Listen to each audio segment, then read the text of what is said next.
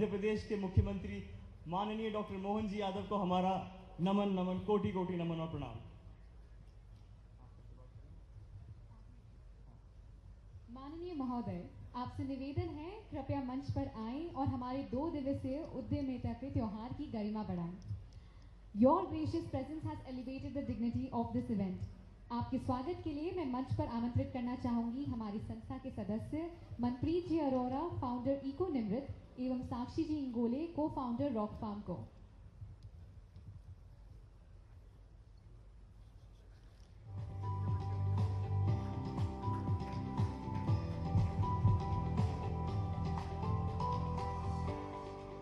कृपया जोरदार तालियों के साथ में हम सभी का उत्साहवर्धन कीजिए।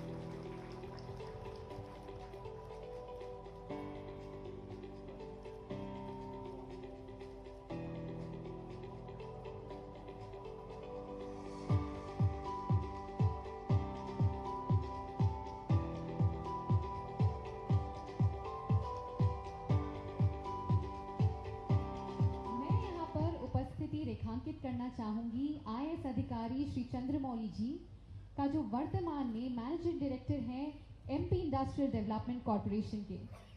चंद्रमौली जी की एक और विशेष बात यह भी है कि उन्होंने उज्जैन में अपनी कई सेवाएं दी हैं।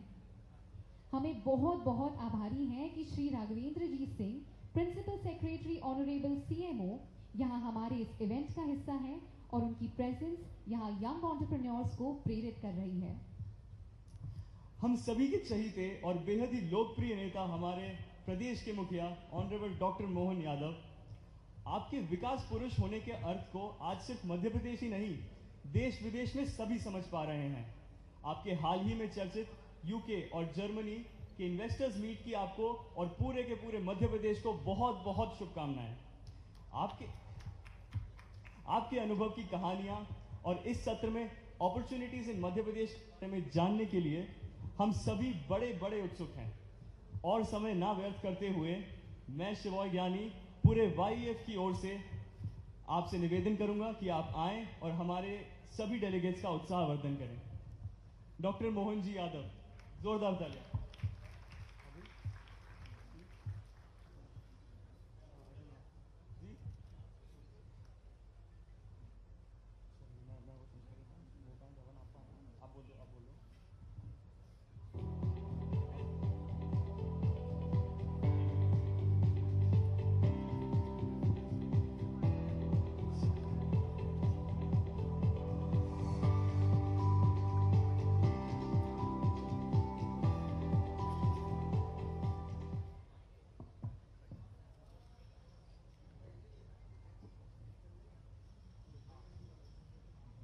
बोले महाकाल महाराज की। हम सबका सौभाग्य है आज युवा उद्यमियों के इस कार्यक्रम में मंच पर विराजमान हमारे लिए माननीय विधायक सतीश मालवीय जी, अनिल जैन कालूवाड़ा जी कहीं शायद निकल गए हैं, महापौर जी विवेक जोशी जी, कलावती बहन जी नगर निगम के अध्यक्ष हैं। इस अवसर पर सुमित सूरी जी, माननीय प्रभारी मंत्री, मैं जरा इधर उज्जैन पे निगाह जाती तो प्रभारी मंत्री हमारे कौशल विकास मंत्री माननीय गौतम टेटवाल जी, आपका स्वागत करता हूं, अभिनंदन करता हूं।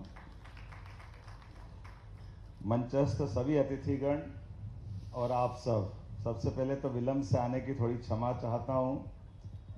मैं कोशिश कर रहा था कि थोड़ा मैं समय पे आऊं, लेकिन कुछ कारण बनते गए, जैसा आप समझते ही हैं। इसी माह के हमारे अपने आयोजन में एक नया इतिहास भविष्य की दृष्टि से तैयार होने वाला, विश्व का पहला नदी जोड़ो अभियान, और ऐसे में मध्य प्रदेश की भूमिका, यशस्वी प्रधानमंत्री के मौजूदगी में हम सबका सौभाग्य होगा। 25 दिसंबर को ऐतिहासिक दिन रहेगा जब नदी जोड़ो अभियान विश्व का पहला आकार साकार लेकर के केन बेतवा नदी जोड़ो अभियान के रूप में असंभव चीज सामने होकर संभव होते दिखाई देगी। वैसे तो विज्ञान का युग है, नवाचार का युग है, यहाँ तो सभी युवा उद्यमी भी है, सारे मित्रगण बैठे हैं। मैं आज के इस अवसर पर भविष्य की तरफ आपके सारे बढ़ते कदम परमात्मा करे आपको यश दे। आपके हाथ में आने वाले समय की बागडोर भी है और परिस्थितियों को बस में रखने की ताकत भी है। और युवा तो वो है जिनके पैरों में गति है, हाथों में शक्ति है, भविष्य के तरफ देखने की उनकी अपनी लक्ष्य की दृष्टि है। और परमात्मा ने यश दिया तो प्रारब्ध 100% है, क्योंकि दुनिया के अंदर सबसे युवा देश अगर कोई है तो भारत है। मुझे इस बात का गर्व है। भारत अपने बढ़ते कदमों से दुनिया के सामने अपनी भूमिका भी सिद्ध कर रहा है। और आज जब यहाँ हम अपने युवा उद्यमियों की बात कर रहे हैं तो मुझे इस बात की अत्यंत प्रसन्नता है। यंग एंटरप्रेन्योर के इस कार्यक्रम में खास करके स्वरोजगार को बढ़ावा देने के लिए, युवाओं के स्टार्टअप्स को समर्थन देने के लिए हमारी सरकार लगातार काम कर रही है। और इसे वर्तमान के युग में कितनी जगह रास्ते निकल रहे हैं, कौन सा क्षेत्र छूट रहा है। प्रत्येक क्षेत्र में आज के समय में हमारे अपनी युवा उद्यमिता के आधार पर भारत ने अपनी अलग पहचान बनाई है। और इसी के कारण से कहाँ हमारी अर्थव्यवस्था की बीतों दशकों में कौन सी स्थिति थी, लेकिन 2014 के बाद 11वीं अर्थव्यवस्था से आगे बढ़ते हुए हम आज की स्थिति में 5वीं अर्थव्यवस्था में आए। और हमने पीछे किनको किया है? इंग्लैंड को, जो 250 साल तक हमारे पे राज करते रहे हैं। लेकिन हमारी क्षमता योग्यता के बलबूते पर हमने अगर उनको पीछे छोड़ा है तो भविष्य की तरफ पुनः लक्ष्य तय किया है। यशस्वी प्रधानमंत्री के नेतृत्व में तीसरी अर्थव्यवस्था बनने के लिए जब भारत आगे बढ़ रहा है तो ये केवल भाषण नहीं हो सकता, इसमें ऐसी सारी युवा उद्यमियों की ताकत की आवश्यकता पड़ेगी। और जैसे आपके सबके भरोसे से हमारी सरकार ने भी तय किया है कि हमारा अपना जो हमारा नेट अपना एक तरह से विकास का बजट होता है, और बजट में आमतौर पर देखा जाता है, जैसे हम अपने भविष्य के लिए अगर बात करें, बीते दिन की बात चली गई, केवल लोक लुभावन योजनाओं के बलबूते पर धन को लुटा करके हम ताली बजवा के सरकार तो बना सकते हैं, लेकिन ये सरकार संकट में पड़ने वाली सरकार होगी।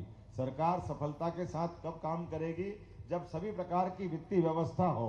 और ऐसे में जब युवा उद्यमिता सामने है, अभी आज का जमाना हम निगाह उठा के देखें तो कहाँ कहाँ से कैसे कैसी नए नए प्रकार दिखाई दे रहे हैं।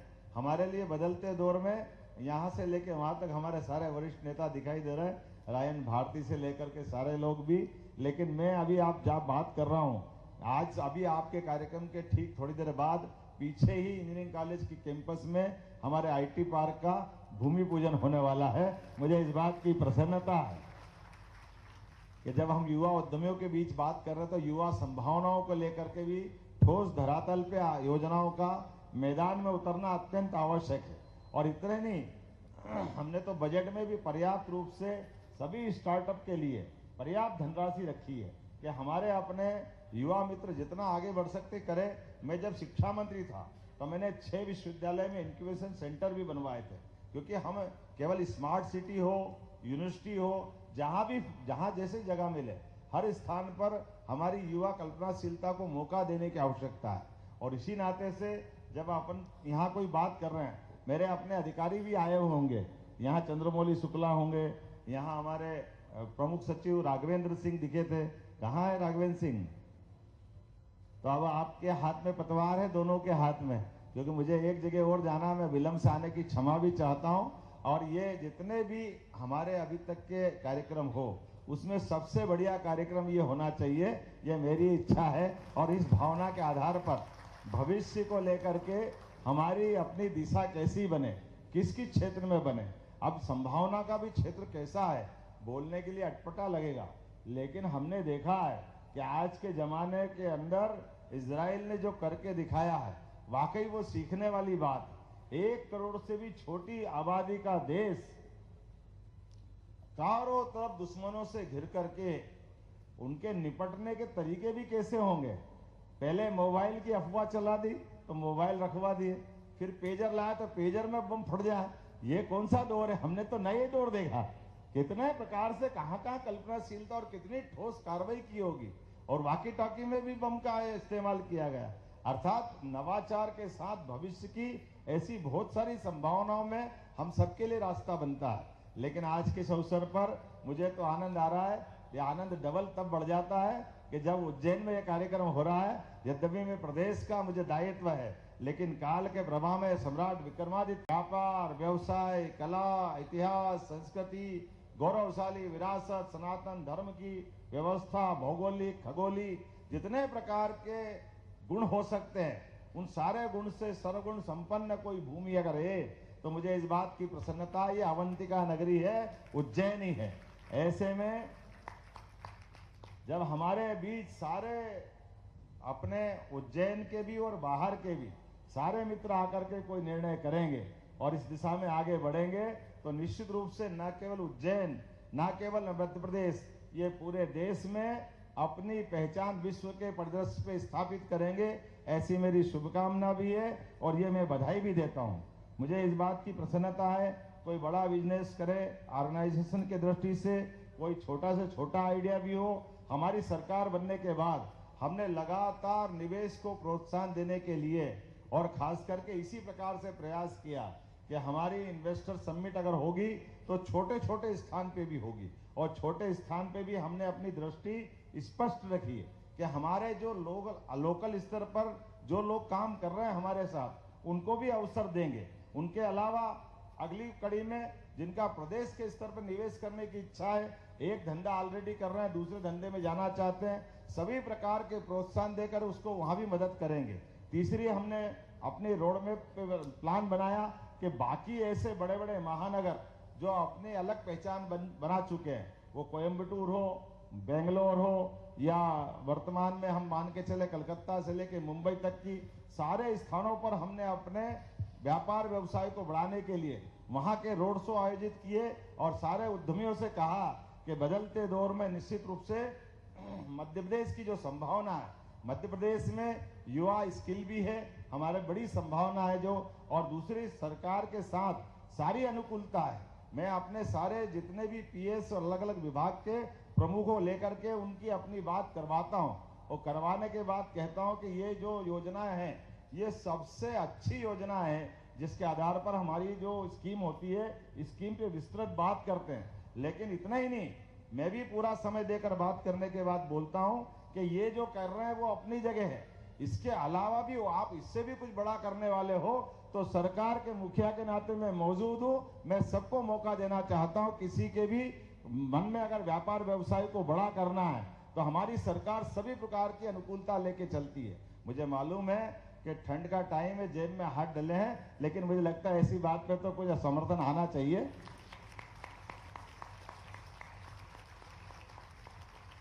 तो अब मैं आपकी बात को यही समझते हुए कि भविष्य की दृष्टि से आज की हमारी समिट ये भी अपने उद्देश्यों की पूर्ति की तरफ चलेगी।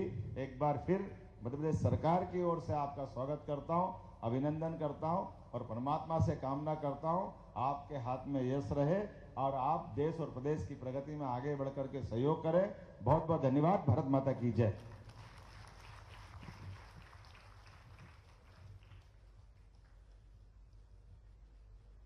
आपका बहुत बहुत धन्यवाद आदरणीय मुख्यमंत्री जी।